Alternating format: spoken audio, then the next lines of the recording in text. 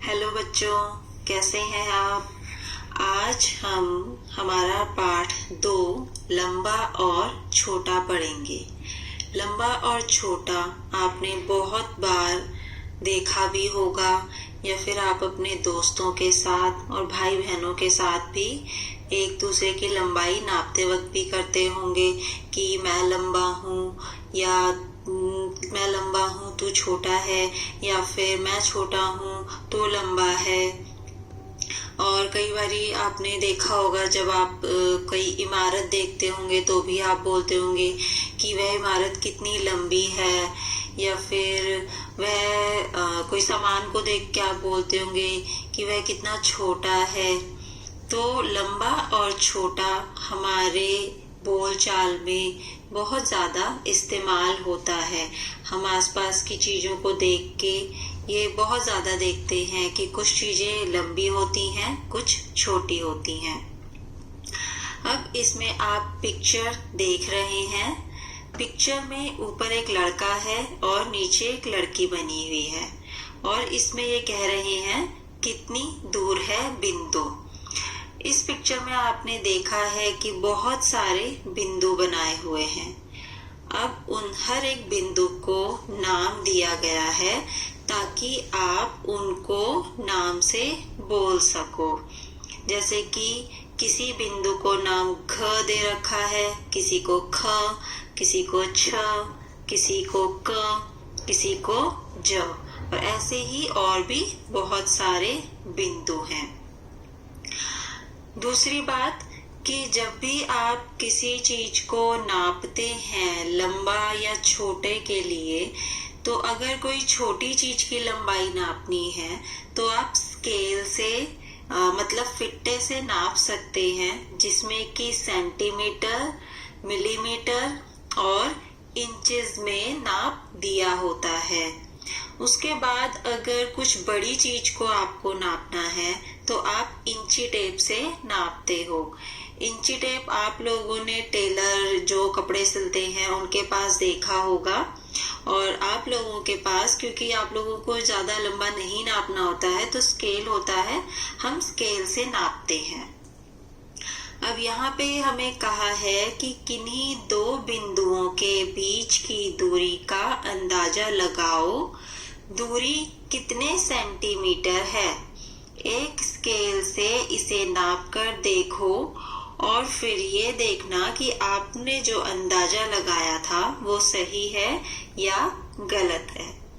तो आपको कोई से भी दो बिंदु लेने हैं जो कि आपको देखने में लग रहे हैं कि वह बहुत ही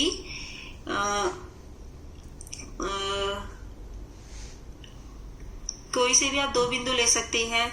जैसे कि ण और घ को ले लीजिए, फिर ख और झ को ले लीजिए, या ग और ट को ले लीजिए। अब जैसे कि मैंने बोला कि ग और ट जो है वो 2 सेंटीमीटर की दूरी है। अब आपको स्केल लेना है, उन दोनों बिंदुओं पे रख के आपको ये देखना है कि जो मैंने अंदाजा लगाया 2 सेंटीमीटर वो सही है या गलत है। स्केल में हम नापते कैसे हैं? मैंने आपको बताया कि स्केल में सेंटीमीटर, मिलीमीटर होता है। सेंटीमीटर होते हैं जहाँ पे आप देखोगे कि नंबर लिखे होते हैं 0 से 1, 1 से 2, 2 से 3, इसी तरह 12 सेंटीमीटर तक होता है। अब इस 0 से 1 के बीच में जो छोटी छोटी रेखाएं होती हैं वो होती हैं मिलीमीटर। तो जब हम 0 से 1 तक पूरा पढ़ते हैं तो वो सेंटीमीटर होता है, लेकिन अगर 0 से छोटी छोटी रेखाओं को लेकर अगर हम गिने, यानी कि अगर 4 रेखा पर आता है तो वो होगा 4 मिलीमीटर। या फिर अगर आपको बोला गया है कि 2.4 सेंटीमीटर, तो इसको हम कैसे गिनेंगे? पहले हम 0 से लेके 2 तक स्केल पर देखेंगे, उसके बाद जो है 2 के बाद जो 4 छोटी छोटी रेखाएं होंगी वो होंगी 4 मिलीमीटर। तो इनको मिला के हमारा बन जाएगा 2.4 सेंटीमीटर। तो पहले सवाल में आपको क्या करना है, कोई से भी बिंदु लेके उनके बीच की दूरी आपको पहले अंदाजा लगानी है, सोचनी है कि ये 2 सेंटीमीटर है या फिर 1.5 सेंटीमीटर है। उसके बाद आपको स्केल से नापना है कि आपका अंदाजा सही है या गलत है। अब हम दूसरा सवाल देखेंगे, कौन से 2 बिंदु तुम्हें एक दूसरे से सबसे दूर लगते हैं। अब आपको पहले तो ये देखना है कि आपको कौन से 2 बिंदु सबसे ज्यादा दूर लग रहे हैं। उसके बाद जब आपको पता चल जाएगा तो आपको फिर उसको जांचना है कि आपने जो अंदाजा लगाया है वो सही है या गलत है। तो यहाँ पर हम देखेंगे कि हमें छ और ट बिंदु एक दूसरे से बहुत दूर लग रहे हैं। उसके बाद छ और ड बिंदु भी एक दूसरे से बहुत दूर लग रहे हैं। इसी तरह ण और ड बिंदु भी एक दूसरे से काफी दूर हैं। फिर ण और ज बिंदु भी दूर है एक दूसरे से।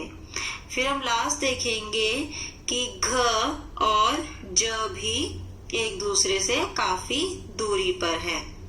अब आपको स्केल लेकर जो जो बिंदु एक दूसरे से बहुत दूर लग रहे हैं उनकी दूरी नापनी है और देखना है कि कौन से 2 बिंदुओं की दूरी सबसे ज्यादा है। मैंने यहाँ पर नापी तो मुझे ण और ड सबसे दूर लगे। अब इसी तरीके से आपको भी जांचना है। अब तीसरे सवाल में हमें पूछा है कौन से 2 बिंदु एक दूसरे के सबसे पास हैं। अब जैसे हमने दूरी नापी है, इसी तरीके से हमें कौन से 2 बिंदु पास में हैं उनमें से सबसे पास में कौन सा है वो हमें जांचना है। तो पास वाले जो बिंदु है वो आप देखोगे कि ण और घ है, च और ड है, ख और झ है, क और ण है, ञ है, ग और ट है।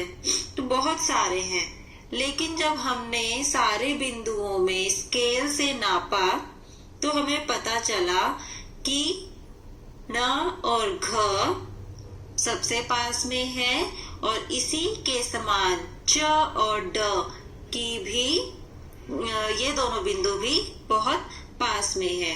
यानी कि हमारे 4 बिंदु ण और घ की दूरी च और ड की दूरी बहुत ही कम है।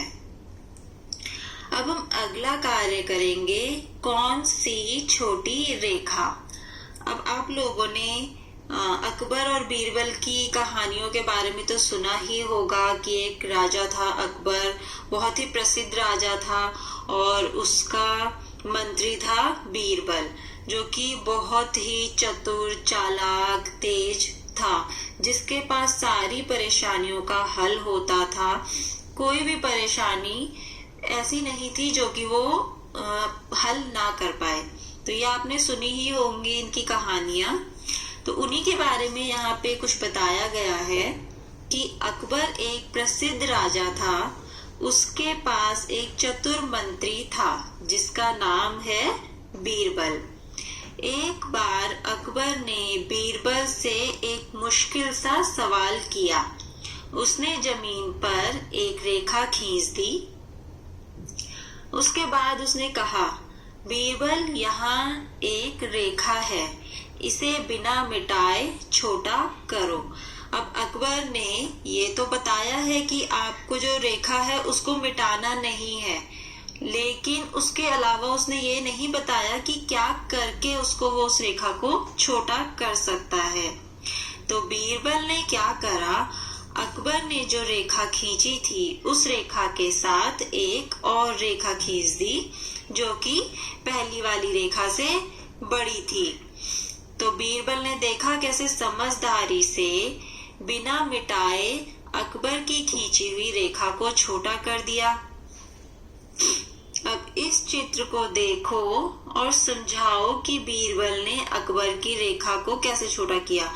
तो वो मैंने आपको बता दिया कि उसने कैसे छोटा किया। उसके साथ में एक बड़ी रेखा को खींचकर उसने अकबर की रेखा को छोटा कर दिया।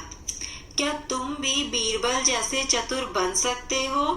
उसकी रेखा को बिना मिटाए छोटा करो। सोचो, क्या कोई सबसे लंबी रेखा हो सकती है? तो अगर आपको भी ऐसे ही बोला जाए कि आपके सामने कोई सामान रख दिया जाए और बोला जाए कि इसको छोटा करना है, तो आप क्या कर सकते हैं? उसके साथ में उससे बड़ा सामान लाकर रख सकते हैं, तो वो पहले वाला सामान अपने आप छोटा हो जाएगा, जिससे कि आपको उसको न तोड़ना पड़ेगा न मिटाना पड़ेगा। अब यहाँ पे लिखा है, अब तुम कोशिश करके देखो। इसमें एक गुड़िया बनाई हुई है जिसमें कि लिखा है, इसके दाएं हाथ को बाएं हाथ से 1 सेंटीमीटर लंबा बनाओ। तो आपको क्या करना है? सबसे पहले स्केल लेना है और स्केल में आपको बाएं हाथ की लंबाई को नापना है। अब अगर इसके बाएं हाथ की लंबाई 2 सेंटीमीटर होगी तो आपको इसका दाएं हाथ 3 सेंटीमीटर बनाना होगा, क्योंकि इसमें लिखा है 1 सेंटीमीटर लंबा और करना है उससे। इसी तरह नीचे लिखा है, इस कप से 1 सेंटीमीटर छोटा कप बनाओ। अब अगर आप इस कप को नापोगे और इस कप की लंबाई अगर 4 सेंटीमीटर है, तो आपको क्या करना है? इससे 1 सेंटीमीटर छोटा कप बनाना है। तो 4 सेंटीमीटर से अगर 1 सेंटीमीटर आप कम कर दोगे तो कितना बचेगा हमारे पास? 3 सेंटीमीटर। तो आपको जो छोटा कप बनाना है वो बनेगा 3 सेंटीमीटर। अब यहाँ पर लिखा है, इस झाड़ू से आधी लंबाई की एक झाड़ू बनाओ। तो हमें झाड़ू की लंबाई नापनी है। अगर झाड़ू की लंबाई 6 सेंटीमीटर है तो 6 का आधा कितना होगा? 3 सेंटीमीटर। तो जो आपको दूसरी झाड़ू बनानी है वो बनेगी 3 सेंटीमीटर की। ये नंबर मैं आपको अंदाजे से बता रही हूँ, लेकिन आप जब इसको करोगे तो आपको स्केल से नापना है, उसके बाद उस हिसाब से आप इसको करेंगे। अब इसके बाद एक नीचे आप देख रहे हैं कि गंजा बना हुआ है जिसमें कि उसका एक ही बाल बनाया है। अब इसको बोला है कि इसके सिर के बाल से दुगुना लंबा एक बाल और बनाओ। अभी तो इसके सर पे एक बाल है, आपको क्या करना है? एक बाल और बनाना है, लेकिन उसकी लंबाई कितनी रखनी है? जो ये एक बाल बना है, अगर ये 1 सेंटीमीटर है तो उसका दुगना, तो 1 का दुगना कितना हो जाएगा? 1 का डबल यानी कि 2। तो आपको दूसरा बाल जो बनाना है वो 2 सेंटीमीटर का बनाना है। अब अगला कार्य है, तुम कितने लंबे हो गए हो? क्या तुम्हें याद है कि कक्षा 3 में तुमने अपनी लंबाई नापी थी? आप लोगों ने भी अपनी लंबाई पहले कभी नापी होगी, तो वो आपको याद है क्या? क्या तुम्हें लगता है कि तुम लंबे हो गए हो? तो जब आपने पहले लंबाई नापी थी, अब आपको ये देखना है कि तब से लेके अब तक में क्या आपकी लंबाई बढ़ी है या नहीं बढ़ी है, और आपको ये देखना है कि कितने लंबे आप और हो गए हो। तो जैसे कि मैं ये कहूंगी कि माना आप लोगों की हाइट जो है वो बढ़ गई है 150 सेंटीमीटर, आपने अब नापी है, तो आपकी जो लंबाई है वो 150 सेंटीमीटर है। पहले आप ये सोच लो कि पिछले साल आपकी जो लंबाई है वो 140 सेंटीमीटर थी, अब नापी है तो आपकी लंबाई बढ़ गई है और 10 सेंटीमीटर बढ़ के अब आप हो गए हो 150 सेंटीमीटर। अब यहाँ पे पूछा है कि क्या तुम्हारे मित्र भी लंबे हो गए हैं? वैसे तो लंबाई का ये है कि कोई बढ़ भी सकता है, कोई नहीं भी बढ़ सकता। कुछ लोग जल्दी बढ़ते हैं, कुछ लोग धीरे बढ़ते हैं। तो यहाँ पे पूछा है कि क्या तुम्हारे मित्र भी लंबे हो गए हैं? तो वो आपको देखना है आपके जो दोस्त हैं उनकी लंबाई भी आपके जैसे बड़ी है या नहीं बड़ी है। अब आपको ये पता करना है और जो नीचे तालिका दी हुई है इसको पूरा करना है। सबसे पहले आपको जो मित्र का नाम तालिका दी है इसके नीचे आपको आपके जो जो दोस्त हैं जिनके साथ आप खेलते हो, पढ़ाई करते हो, उनके नाम लिखने हैं। फिर आपको उनसे पूछना है कि पिछले वर्ष उनकी कितनी लंबाई थी। फिर उनको पूछना है कि इस वर्ष उनकी कितनी लंबाई है। उसके बाद आपको क्या करना है कि आपको ये पता लगाना है कि पिछले साल से इस साल में उनकी कितनी लंबाई बढ़ गई है। तो अगर मैं अंदाजे से कहूँ कि आपका कोई मित्र है जैसे कि रामू, जिसकी पिछले साल लंबाई थी 140 सेंटीमीटर और अब उसने नापी तो वो कह रहा है कि उसकी लंबाई 156 सेंटीमीटर है। तो हमने देखा 140 से अब उसकी 156 सेंटीमीटर हो गई है। तो इसका मतलब उसकी लंबाई कितनी सेंटीमीटर बढ़ी? 16 सेंटीमीटर। तो इसी तरह आपको अपने सारे दोस्तों से पिछले साल की लंबाई, फिर इस साल की लंबाई पूछ के लिखनी है और लास्ट वाली तालिका में लिखना है कि कितनी लंबाई बढ़ी है। अब यहाँ पर बताया गया है, झुम्पा ने एक बार विश्व के बहुत लंबे व्यक्तियों की सूची को पढ़ा। उनमें से एक 272 सेंटीमीटर लंबा था। यह झुम्पा की लंबाई से 2 गुना था। तो अब आपको बताना है कि झुम्पा की कितनी लंबाई है। तो झुम्पा देखो यहाँ पे उस आदमी को देख के कह रही है, अरे इसकी लंबाई मेरी लंबाई से एकदम 2 गुनी है। तो इसका मतलब ये हुआ 2 गुनी मतलब कि जितनी भी झुम्पा की लंबाई होगी उसकी डबल, यानी कि 2 बारी अगर हम उसको करेंगे जमा तो वो उस व्यक्ति की लंबाई हो जाएगी। इसको हम इस तरीके से भी कर सकते हैं जैसे कि उस व्यक्ति की जो लंबाई है वो है 272 सेंटीमीटर। तो इसका अगर हम आधा कर देंगे तो वो हमारी झुम्पा की लंबाई निकल जाएगी। तो हम यहाँ पे क्या करेंगे, 272 सेंटीमीटर को 2 से भाग कर देंगे जिससे कि झुम्पा की लंबाई निकलेगी 136 सेंटीमीटर। तो झुम्पा की लंबाई कितनी हुई? 136 सेंटीमीटर। अब यहाँ पे बोला है, सोचो क्या यह व्यक्ति बिना झुके तुम्हारी कक्षा के दरवाजे से गुजर सकता है? यहाँ पे आपको खुद देखना है, जांचना है कि आपके कक्षा का जो कमरा है, दरवाजे की जो लंबाई है वो कितनी है। अगर वो 272 सेंटीमीटर से कम है तो यह इस व्यक्ति को झुककर जाना पड़ेगा, और अगर आपके कक्षा के दरवाजे की लंबाई 272 सेंटीमीटर से ज्यादा होती है तो इस व्यक्ति को झुकना नहीं पड़ेगा। तो ये आपको जांचना है इसमें। दूसरा है, अगर यह सीधा खड़ा हो जाए तो क्या इसका सिर तुम्हारे घर की छत से टकराएगा? ये भी आपको इसी तरह से देखना है कि आपके जो छत है वो कितनी ऊंची है। अगर 272 सेंटीमीटर से नीचे हुई तो इस व्यक्ति का सिर जो है वो छत से टकराएगा, अगर ऊंची हुई तो वो नहीं टकराएगा। अब आगे आपसे पूछा है, परिवार में कौन है लंबा, कौन है छोटा? आपको अपने परिवार वालों में सबको देखना है कि किसकी लंबाई सबसे ज्यादा है, कौन सबसे लंबा है। फिर आपको पूछा है कि परिवार में सबसे छोटा कौन है। उसके बाद पूछा है उन दोनों की लंबाई में कितना अंतर है। तो अगर हम यहाँ पे अंदाजा लेते हैं कि तुम्हारे परिवार में जो सबसे लंबा व्यक्ति है उसकी लंबाई 250 सेंटीमीटर है और आपके परिवार में जो सबसे छोटा है उसकी लंबाई 150 सेंटीमीटर है। तो अब हम क्या करेंगे, सबसे लंबे व्यक्ति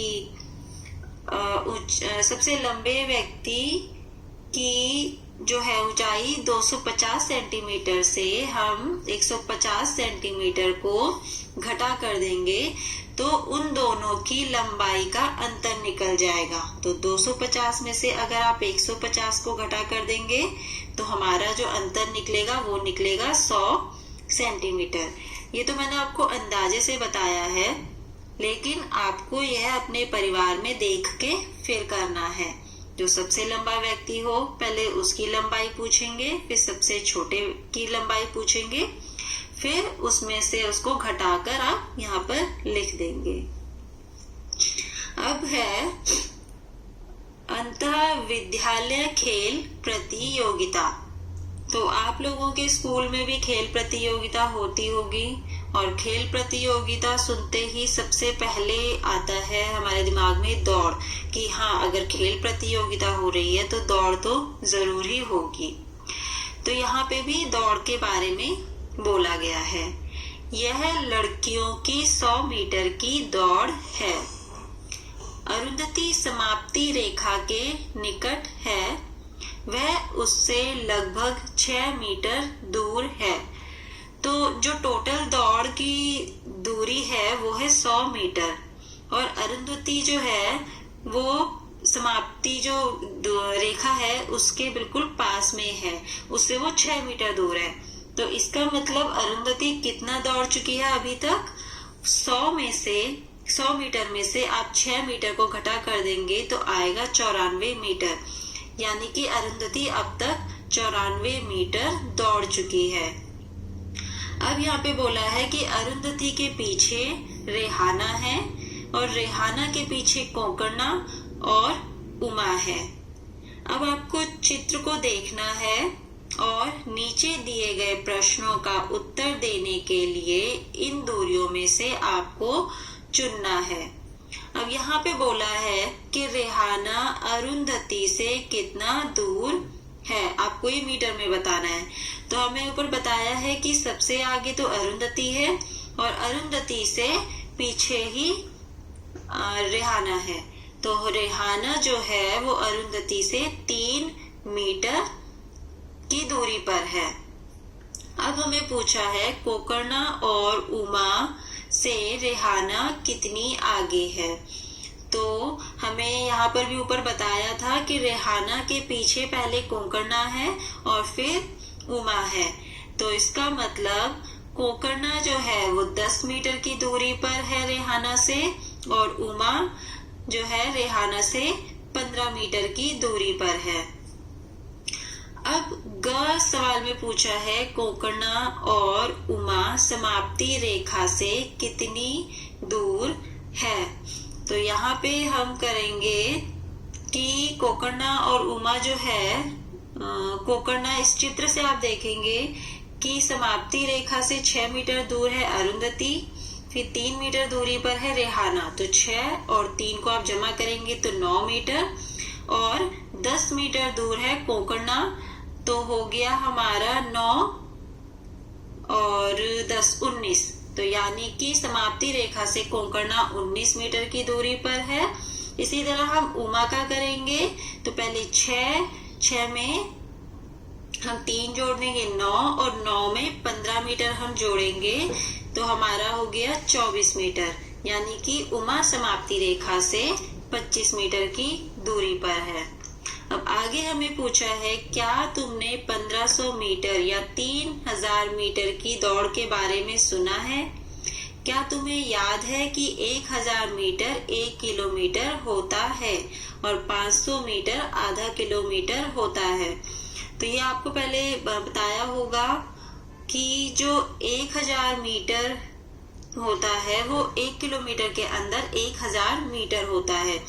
तो इसको अगर हम 1 किलोमीटर बोलते हैं, और 1 किलोमीटर को अगर हमें मीटर के रूप में अगर पढ़ना हो तो हम पढ़ेंगे 1000 मीटर।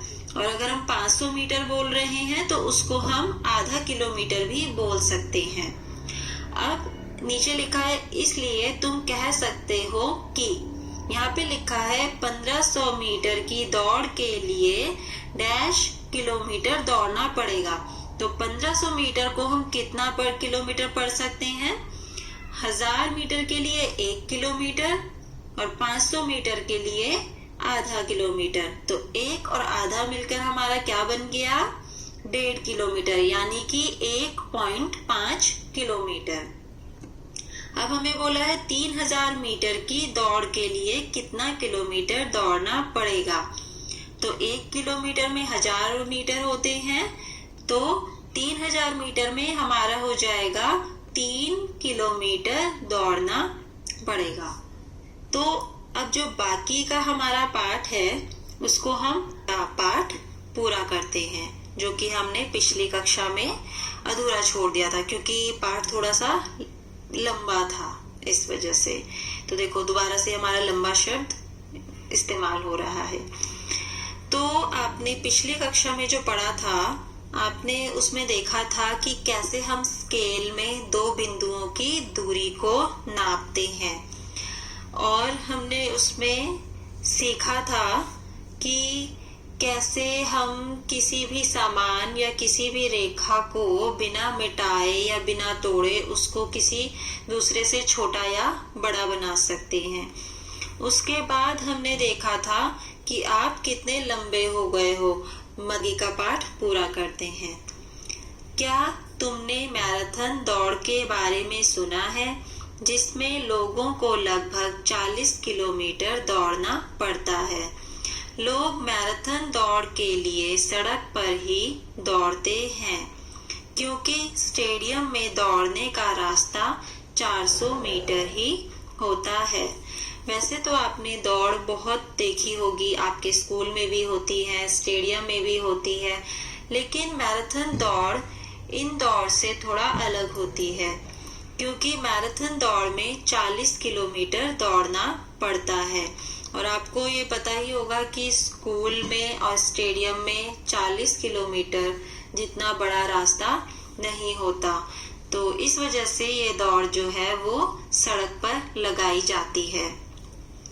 अब हमें यहाँ पे पूछा है कि स्टेडियम के 10 चक्कर कितने किलोमीटर के बराबर होंगे। तो यहाँ पे हमें बताया है कि स्टेडियम में जो दौड़ने का रास्ता है वो 400 मीटर ही होता है। तो इसका मतलब अगर हम एक चक्कर लगाते हैं तो हमारा हुआ 400 मीटर। अब हमें 10 चक्कर लगाने हैं, तो आप क्या करोगे? 10 चक्कर लगाने के लिए आप 400 गुना में 10 कर दोगे, तो हमारा आ जाएगा 4000 मीटर।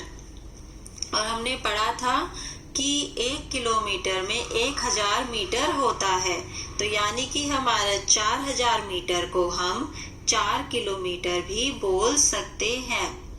तो यहाँ पे हमें यह पता चला है कि अगर हम स्टेडियम के 10 चक्कर लगाएंगे तो हम 4 किलोमीटर की दौड़ लगाते हैं। अब आगे बोला है कि अगर तुम्हें मैराथन स्टेडियम में ही पूरी करनी हो तो स्टेडियम के कितने चक्कर लगाने होंगे। तो आपने देखा कि जब हमने 10 चक्कर लगाए तो हमारे 4 किलोमीटर हुए। अब हमें 40 किलोमीटर का करना है, तो आप क्या करोगे? आपने देखा कि 40 किलोमीटर और 4 किलोमीटर में हमने 4 में अगर आप 0 लगा दोगे साथ में तो हमारा 40 किलोमीटर हो जाएगा। इसी तरह आप क्या करिए कि 10 के साथ एक 0 लगा दीजिए, आपके हो जाएंगे 100 चक्कर। तो यानी कि अगर आप 100 चक्कर लगाते हैं तो आपके 40 किलोमीटर हो जाएंगे। अब आगे है आपका लंबी कूद। यह लड़कों की लंबी कूद है। मतलब यहाँ पे जो है ये आप पिक्चर देख रहे हो, फोटो देख रहे हो, जिसमें कि सारे लड़के हैं और वह लंबी कूद लगा रहे हैं। अब इसमें कहा है धानु की 3 मीटर 40 सेंटीमीटर की सबसे लंबी कूद है। मतलब सबसे लंबा जो कूदता है वो है धानु, और उसकी जो कूद है वो है 3 मीटर 40 सेंटीमीटर की। इसके बाद लिखा है गुरजीत दूसरे नंबर पर है, उसकी कूद धानु से 20 सेंटीमीटर कम है। गोपी तीसरा रहा, उसकी कूद गुरजीत की कूद से केवल 5 सेंटीमीटर कम है। अब हमें आगे सवाल पूछे हैं कि गुरजीत और गोपी की कूद कितनी लंबी है। तो हमें ऊपर बताया था कि गुरजीत की जो कूद है वो धानु की कूद से सिर्फ 20 सेंटीमीटर कम है। तो धानु की कूद है 3 मीटर 40 सेंटीमीटर। तो आपको क्या करना है, मीटर को आप रहने दोगे, सेंटीमीटर से आप 40 सेंटीमीटर से 20 सेंटीमीटर को घटा दोगे तो गुरजीत की कूद आ जाएगी 3 मीटर 20 सेंटीमीटर। अब हमें गोपी की कूद कितनी लंबी है ये पता करना है। तो गोपी की कूद जो है वो है गुरजीत की कूद से केवल 5 सेंटीमीटर कम, और गुरजीत की कूद थी 3 मीटर 20 सेंटीमीटर। तो गोपी की कूद 5 सेंटीमीटर आप उसमें से कम कर दोगे तो गोपी की कूद आ जाएगी 3 मीटर 15 सेंटीमीटर। इसके बाद आपको कोशिश करके देखो कि तुम कितना लंबा कूद सकते हो। आपको कूदना है, कोशिश करनी है जितना भी आप ज्यादा लंबा कूद सकते हो, और उसके बाद आपको देखना है कि उसकी कितनी लंबाई है, आप कितना लंबा कूदे हो। अब इसमें आपको बोला है तुम एक गेंद को कितनी दूर तक फेंक सकते हो। आपको एक गेंद लेनी है और जितना दूर आप उसको फेंक सकते हो आप फेंको। उसके बाद आपको उसको जांचना है कि वह कितनी मीटर की दूरी पर पहुंचा है, और फिर आप वो यहाँ पर लिख देंगे। उसके बाद फुटबॉल या वॉलीबॉल जैसी कोई एक बड़ी बॉल लो, देखो कि तुम उसे कितनी दूर तक उछाल सकते हो। अब आपको एक फुटबॉल या वॉलीबॉल जैसी कोई बड़ी बॉल लेनी है और उसको आपको जितनी दूर तक आप उछाल सकते हो उसे उछालेंगे। उसके बाद आप देखेंगे कि उसको आपने कितनी ऊंचाई तक उछाला है। अब इसमें लिखा है नीचे कुछ खेलों के लिए भारतीय कीर्तिमान और विश्व कीर्तिमान दिए गए हैं। भारतीय कीर्तिमान जो कि भारत के अंदर हैं, भारत में रहते हैं, भारत में जिन्होंने सबसे ऊंचा कूदा है या लंबा कूदा है। उसके बाद विश्व यानी कि पूरी दुनिया में जिसने सबसे लंबा कूदा है और सबसे ऊंचा कूदा है उसके बारे में यहाँ पे बताया है। तो आप देखोगे कि विश्व में सबसे ऊंची कूद पुरुष में है जेवियर एस, जिन्होंने की 2 मीटर 45 सेंटीमीटर की कूद लगाई थी। और भारतीय कीर्तिमान में चंद्रपाल हैं जिन्होंने 2 मीटर 17 सेंटीमीटर की कूद लगाई थी। लंबी कूद में विश्व कीर्तिमान में माइक पी 8 मीटर 95 सेंटीमीटर की कूद लगाई है इन्होंने। और भारतीय कीर्तिमान में अमृतपाल हैं जिन्होंने की 8 मीटर 8 सेंटीमीटर की कूद लगाई। अब ऊपर तो पुरुष के नाम थे, अब यहाँ पर महिलाओं के बारे में बताया है कि सबसे ऊंची कूद जो महिला है विश्व कीर्तिमान में वो है स्टेफका के, जिन्होंने 2 मीटर 9 सेंटीमीटर की कूद लगाई थी। और भारतीय कीर्तिमान जो है उनका नाम है बॉबी ए, जिन्होंने 1 मीटर 91 सेंटीमीटर की कूद लगाई। अब लंबी कूद में महिला जो है विश्व कीर्तिमान में उनका नाम है गालिना सी, जिन्होंने 7 मीटर 52 सेंटीमीटर की कूद लगाई। और भारतीय कीर्तिमान में है अंजू जॉर्ज, जिन्होंने 6 मीटर 83 सेंटीमीटर की कूद लगाई। अब यहाँ पर हमें कुछ तालिका से देख के हमें कुछ सवाल पूछे गए हैं जिन्हें कि आपको पता लगाना है। यहाँ पे बोला है चंद्रपाल को ऊंची कूद के विश्व कीर्तिमान के बराबर आने के लिए कितने सेंटीमीटर और कूदना होगा। तो आप यहाँ पे देखोगे कि जो विश्व कीर्तिमान है उनकी ऊंची कूद थी 2 मीटर 45 सेंटीमीटर, और चंद्रपाल की जो कूद थी वो है 2 मीटर 17 सेंटीमीटर। तो आपको क्या करना है, 2 मीटर 45 सेंटीमीटर में से 2 मीटर 17 सेंटीमीटर को आप घटा कर दोगे तो आपको पता चलेगा कि अगर चंद्रपाल की 28 सेंटीमीटर और कूदते तो वह विश्व कीर्तिमान के बराबर हो जाते, यानी कि उनको 28 सेंटीमीटर और कूदना पड़ेगा उनकी बराबरी के लिए। अब 2 में पूछा है बॉबी ए को 2 मीटर के लिए कितने सेंटीमीटर और कूदना पड़ेगा। तो आपको बताया था कि 1 मीटर में 100 सेंटीमीटर होते हैं। तो और बॉबी ए ने जो कूदा है वो है 1 मीटर 91 सेंटीमीटर। तो 1 मीटर तो यहाँ पर पहले से ही है, 91 सेंटीमीटर को आपको क्या करना है, 100 सेंटीमीटर बनाना है जिससे कि वो 1 मीटर पूरा हो जाए। तो 91 में अगर हम 9 सेंटीमीटर और जोड़ देंगे तो वो हमारा हो जाएगा 100 सेंटीमीटर।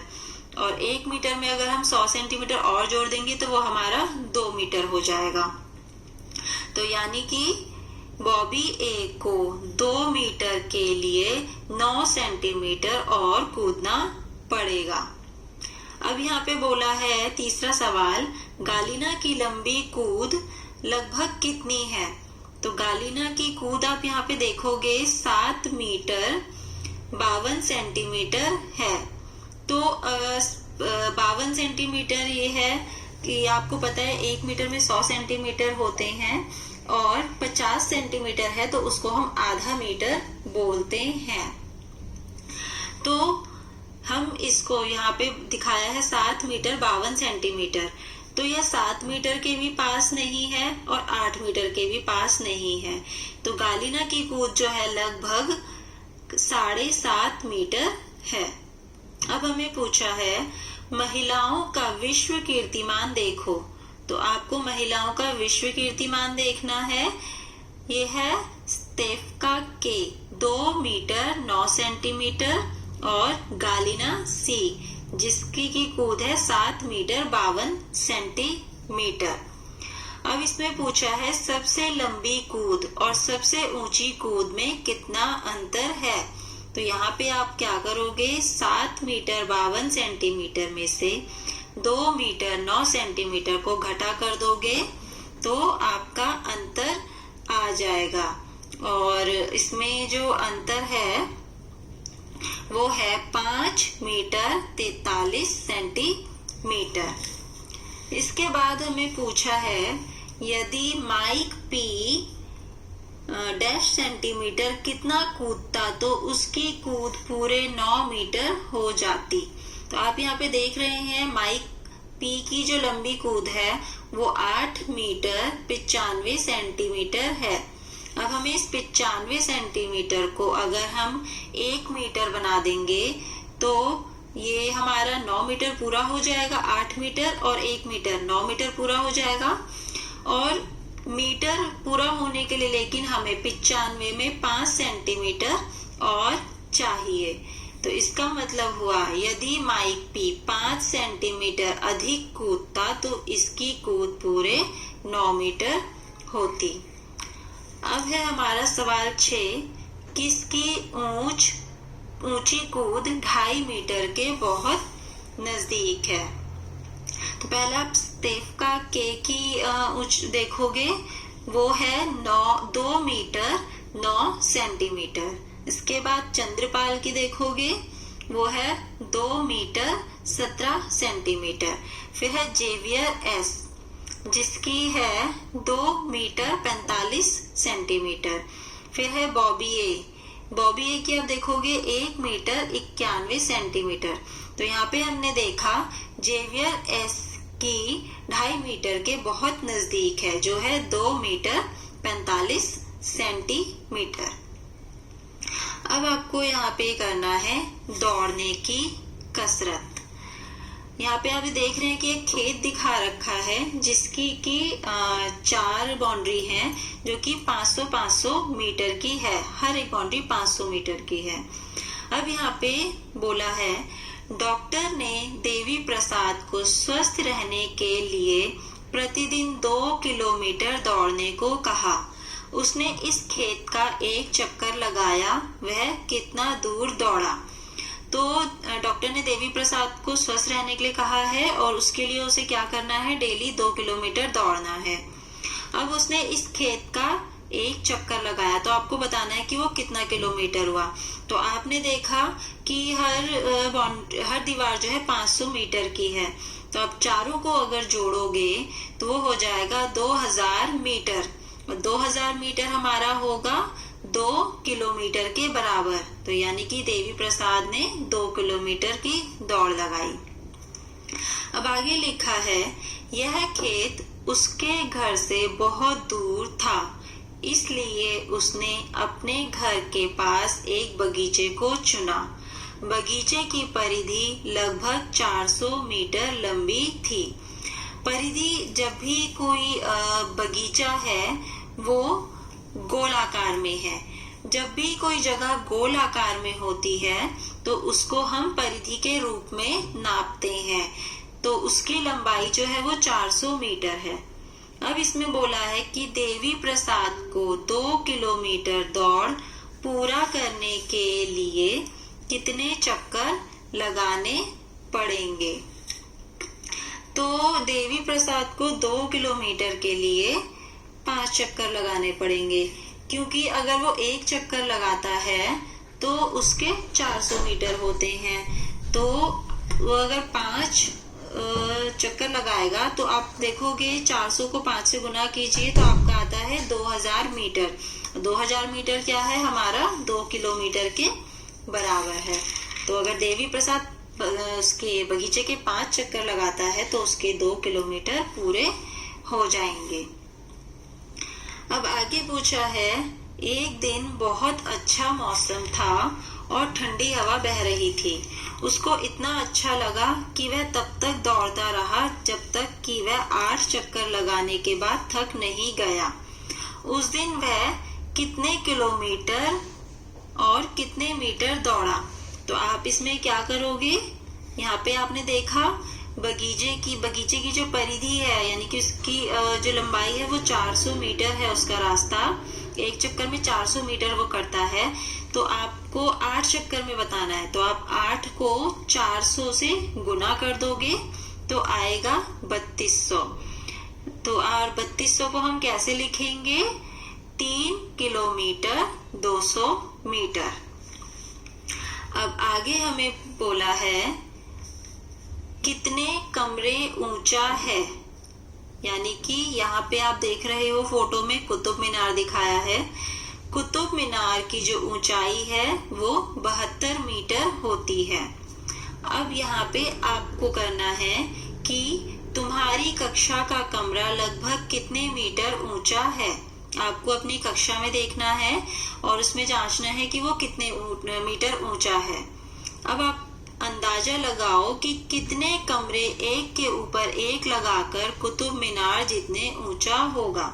तो अगर हम अंदाजा लगाते हैं कि आपकी कक्षा का जो एक कमरा है वो 12 मीटर का है, तो हमें 6 कमरे एक के ऊपर एक लगाने पड़ेंगे, जिससे कि वह कुतुब मीनार के बराबर हो जाएगा। और ये हमें कैसे पता चला? हमने देखा कि 12 मीटर का एक कमरा है, हमने कहा 6 कमरे, तो 12 को अगर आप 6 से गुना करोगे तो आएगा 72 मीटर, तो जिससे वह कुतुब मीनार के बराबर हो जाएगा। अब आपको ये देखना है कि आपने ये अंदाजा कैसे लगाया, सही लगाया है या गलत लगाया है।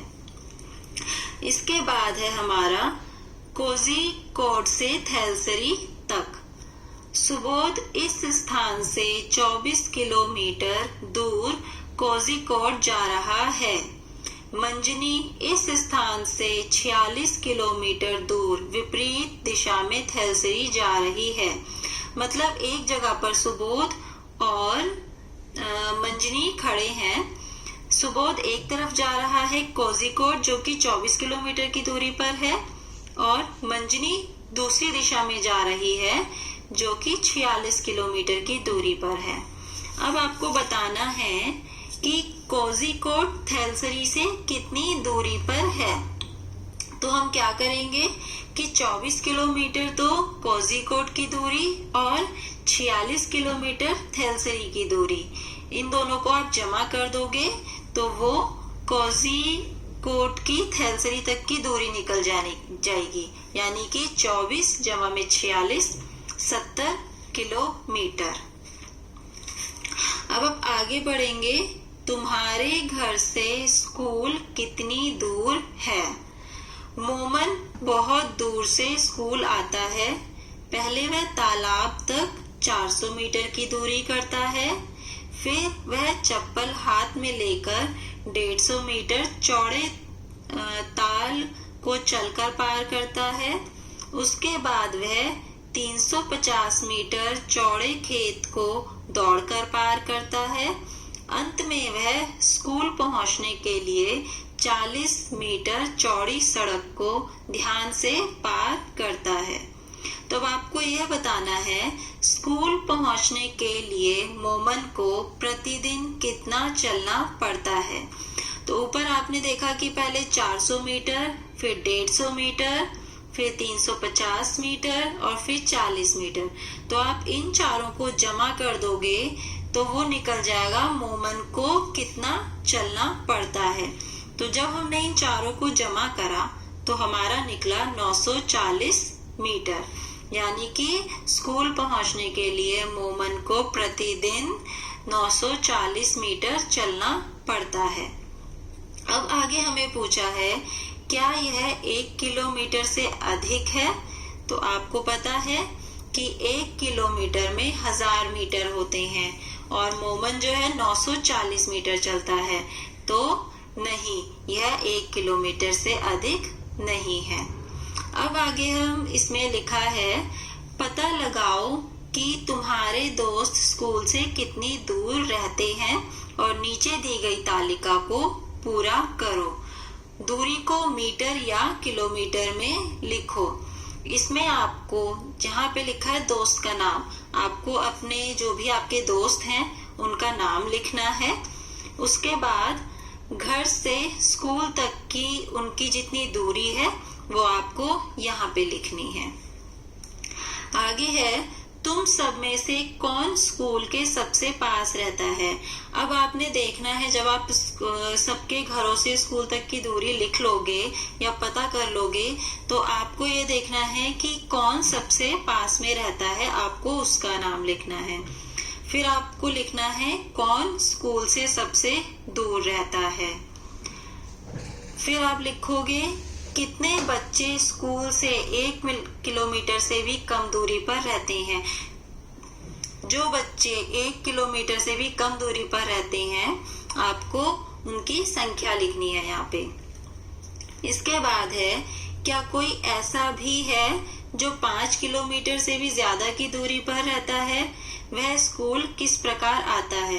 तो आपको पहले ये देखना है कि आपका कोई दोस्त ऐसा है जो कि 5 किलोमीटर से भी ज्यादा दूरी पर रहता हो स्कूल से, और अगर रहता है तो वह स्कूल किस तरह आता है, पैदल आता है, गाड़ी से आता है, रिक्शे से आता है, वो आपको यहाँ पर लिखना है। अब यहाँ पे अगला जो कार्य है वो है अनुमान लगाओ और पता करो। तो आपको पूछा है एक रील में कितना लंबा धागा होता है। तो मैं यहाँ पे अंदाजा लगाती हूँ कि एक रील में जो है लगभग 180 मीटर धागा होता है, और आपको ये देखना भी है।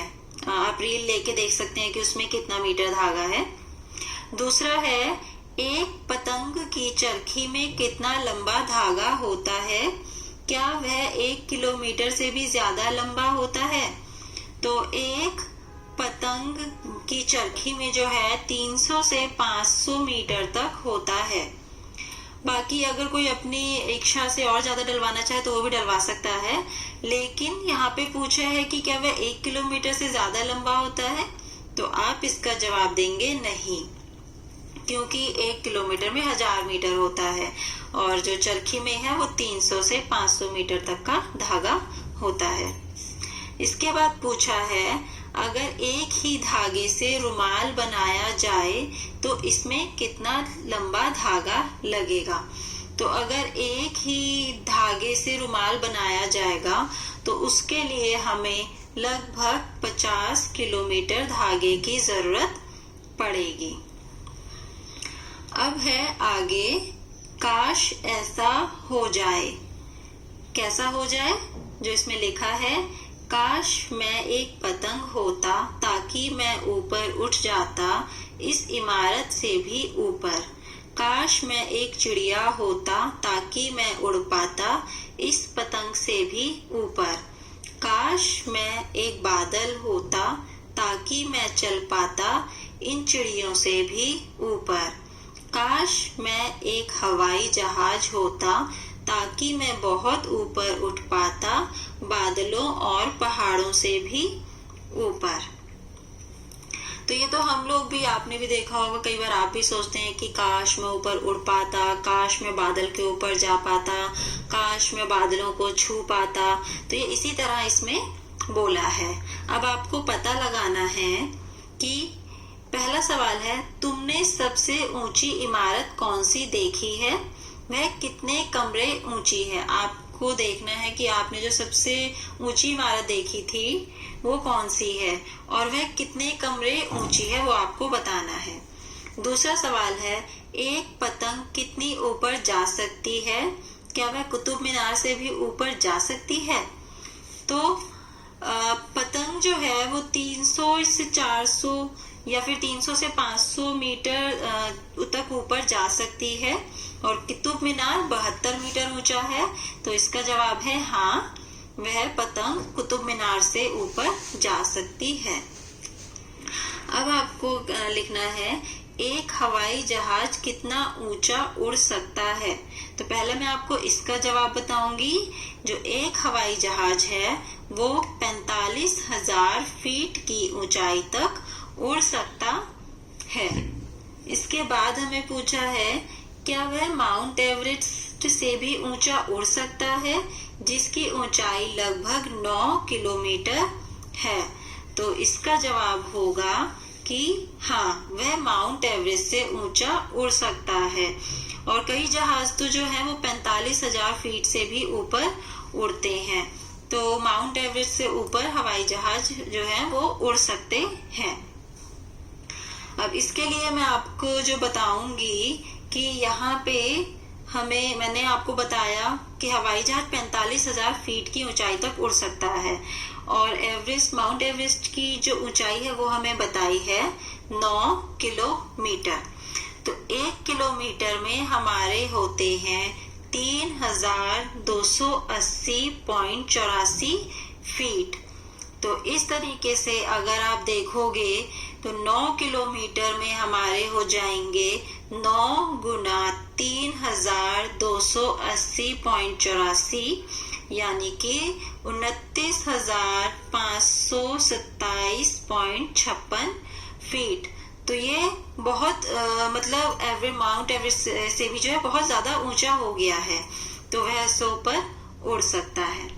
अब इसमें चौथा सवाल है, क्या तुमने कभी बादलों को अपने से नीचे देखा है?